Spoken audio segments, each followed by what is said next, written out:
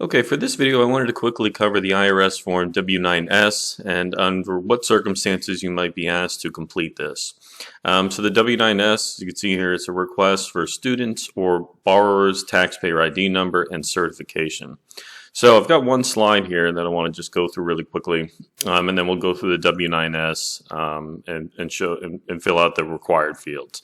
So who will complete this? The W-9S is going to be filed and completed by a student that's attending university in the United States, right? So this is either a U.S. citizen or permanent resident that's going to college here, or a foreign person, right? So if you're a non-resident of the U.S. and you're coming to the United States under a student visa, you would likely complete this form as well.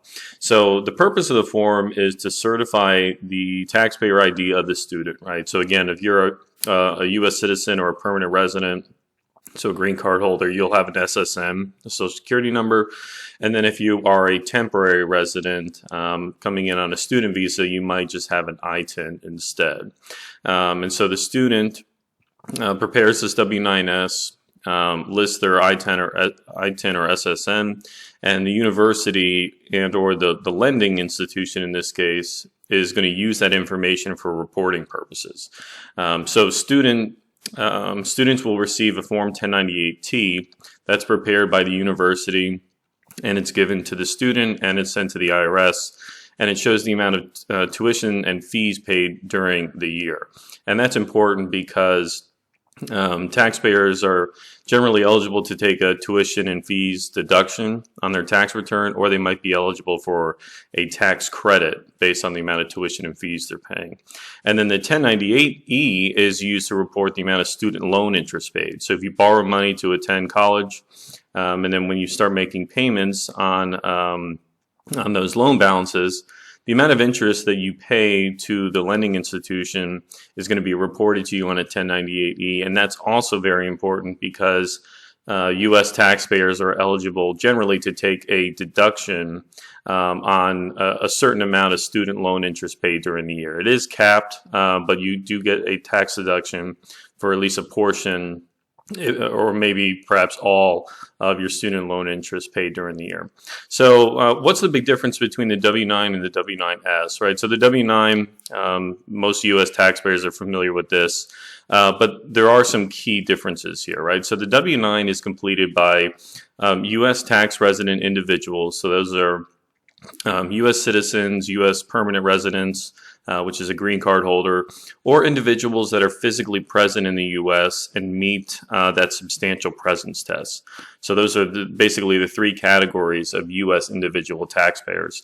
So those types of taxpayers would complete the W-9 versus the W-9S isn't necessarily completed by U.S. taxpayers, right? It's completed by individuals only, and those individuals have to be a student, right, or former student that is making payments on a student loan. So the W-9, if you look at that, you can see that it can be completed by domestic partnerships, corps, states, trusts, versus, again, the W-9S is only going to be completed by an individual. And so the other big difference is what information the form is really communicating.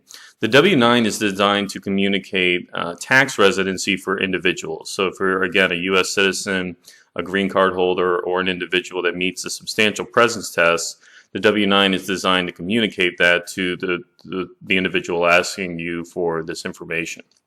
And then for entities, it's used to establish whether a domestic or a foreign entity. So a domestic corporation set up in Delaware would complete a W-9, but if you had a corporation set up in, let's say, the Cayman Islands, that would be a foreign corporation, so it would complete a W-8-Ben-E. And then again, the W-9S here, it's not used to certify tax status, only to verify the student status and their ID. And so, for example, a lot of non-U.S. students that come to the U.S. for university, under the terms of their student visa, they can be in the U.S. for the entire year, but it doesn't create tax residency under the substantial presence test. So again, this is why the W-9S does not confer tax residency. It does not establish it. It's only used to verify your name, your taxpayer ID number, address, and so on. Okay, so let's actually look at the W-9S. Very, very simple form.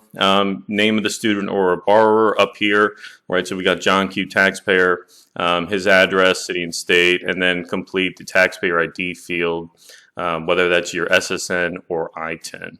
Okay, and then part 3, the request for information. This is optional. I would recommend putting this information in there just so it makes it easier to track your name and information with the tuition account number that you have with your university, or perhaps the loan account number if you're providing this to the financial institution that loans you the money to finance your college education.